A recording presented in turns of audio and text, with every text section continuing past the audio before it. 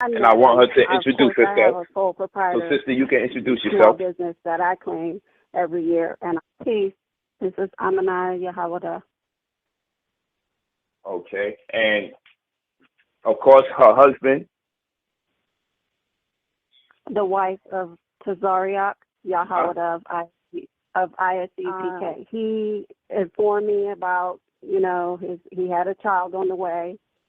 I know for a fact that this child, he was told the woman, the mother of the child, to say that the baby is not his on the paperwork to get welfare. I don't collect welfare. He Say that again, sister. he I'm sorry. told Yeah. he actually told me that he told her to say that he's not the father so that she could get welfare for the pregnancy and the child that was being born. Now, the contingent for give all your money to your Lord, your husband, that's not what we discussed, and I assured him that that was not going to be a part of this arrangement. And I don't know how he does it with his other wives, but I assured him that that was not going to be here. He agreed. He never did try to take control of my money. However, he did have my credit card on his gym for over a year, a little over a year, up until about the last few payments where I cut it off, where he could not pay for his gym membership. There's also been, I signed him up for a Avis corporate reward, excuse me, so that he could travel, so that he can be able to travel and get a rental car whenever he needed to go, out of town or come here. So that I didn't mind doing, and also business plans. I wanted to set up some business plans as far as, he wanted to get, we talked about oil tables and things like that to do when he set up on the street. And I led him to Medina because I'm very familiar with Medina from the past. Being at Ansar, we always used to order from Medina. So I tried to put him onto that. I would invest in. I told him I would invest, and trying to get him to be more self-sufficient, trying to get him to become his own boss, and things of that nature. Basically, the whole genre was built on, I'm just going to work this little job, and I take from my other wife that will give me money. I know there's one time there was a situation with an eviction, and Try to talk up a little bit more, sister. A little louder. Okay, I know there was one situation with the second wife when there was an eviction, and she handed over her money to stop him and one of the other wives from getting evicted, the first wife.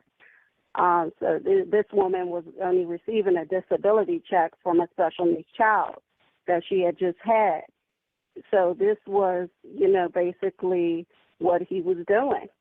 I didn't agree with it. I spoke with the sister. He was upset about it, but I didn't care because I'm for women and children first, and I didn't believe that she should have handed over that special needs check to him when that baby is definitely in need. And she was in need. She didn't even have an apartment. So she was living in, very poor quarters, it was very rough. And she assured me that she wanted to get out and that she was going to put pressure on him to try and get out of where she was at. And she was going to tell him that the family members she was living with wants her out, so that to make it urgent so that he could at least try and come up with something to help her.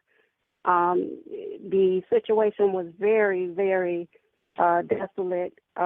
So these are the things that I noticed with the wives. I know that I've read texts. I did go through his phone. I was an angel. I'm not going to sit here and say I was an angel throughout this. I went through his phone, and I see where the first wife was, saying that you can give me a dime you don't do anything, so this whole mentality is basically the women are taking care of him. He buys $200 garments for Passover, and the women look like vagabonds. He does not, care. You said they're paying $200 for what? Yeah, he paid $200 for his garment for this Passover, the cream one. Those stuff that they be wearing? Yeah. The regalia? Right. Yeah, he paid $200 for that. When I'm sure that could have went toward, as he says, his two daughters, and even my household, something. But about the children, since you're on there. Mm-hmm. This is very important. Okay. In this family dynamic, there's at least amongst two different women, yourself namely, and another sister, there's at least two children suffering from special needs, correct? Right. Or special needs children. And when I was reading the sentiment from a heated dialogue that you was having between him and the other wife, she intimated, and we'll post it, she intimated that, well, your child is retarded, and, euphemistically speaking, we know special needs, but I'm just quoting or paraphrasing, that your child's retarded, so basically, the child is not really relevant. So with these children that out of context retarded, but we know euphemistically speaking, special needs children, with two special needs children in the realm of this family dynamic, I want you to explain how ISUPK identifies with these special needs children. In other words, can children with special needs be allowed in the temple? Are they even embraced by the community, or are they shunned away? Okay. The exchange took place on Facebook. I didn't know who she was. I wasn't familiar with her. I started getting called a skank. She must have known that we were shortly engaged and we're going to get married soon. And then she began to inbox me. I proceeded to argue back with her, which I'm not proud of that.